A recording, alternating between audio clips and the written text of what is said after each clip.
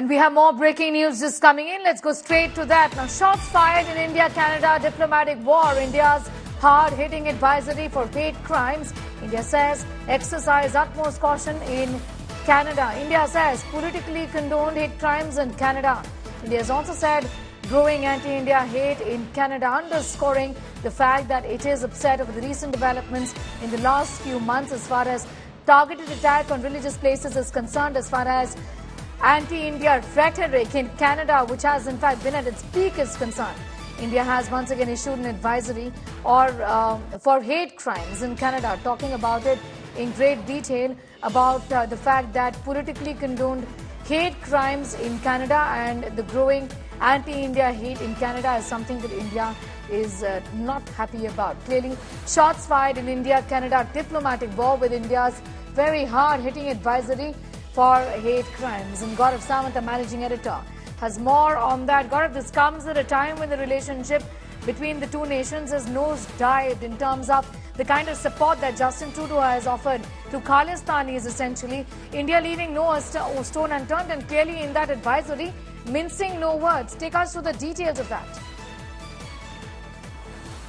External Affairs Minister on Canada's inaction and claims had said ulta chor kotwal ko dante when it comes to India-Canada relationship.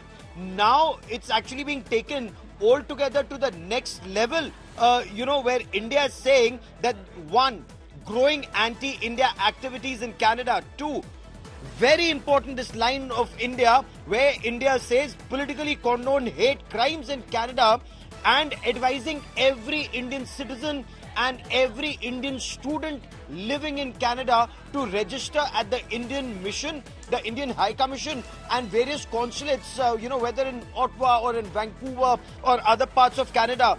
All Indians either living in Canada or travelling have been urged to exercise utmost caution. There are threats that have targeted Indian diplomats and a section of the Indian community that actually calls out the anti-India agenda of the Khalistani element. So this isn't just a tit for tat because Canada issued an advisory, because Canada sent back an Indian diplomat, so India sent back a Canadian diplomat or issued an advisory. This is a very real threat that Indians face in Canada at the hands of Khalistanis and the Canadian government's inaction against them in the name of free speech. The pictures of Indian diplomats have been put out in public domain. Their mobile numbers have been given out, their faces exposed and their addresses sought, and rewards kept to target Indian diplomats in any civilized country across the world. There would be very serious ramifications for this, not in Canada and perhaps not in a country like Pakistan. Yes, be with us, Gaurav. We're just, in fact, going to talk to you a little more about what the last paragraph essentially says. Gaurav, given that there has been a lot of concern about the security of Indian nationals, it says the students also, and many in number, in fact, in Canada must register with the High Commission of India in Ottawa, Consulates General of India in Toronto and Vancouver. Essentially, the government of India does not want to take any chances. They're fearing a backlash of sorts. Things are getting very desperate in Canada. Things are getting very desperate for Justin Trudeau. Let's take a look at it at multiple levels. Justin Trudeau didn't just say this off the cuff. His popularity rating is sinking. That's one part of the story. He has to face elections. Two, he actually tried to raise this at various levels. Before G20, he raised it with the Five Eyes partners. He raised it with the US, UK, Australia.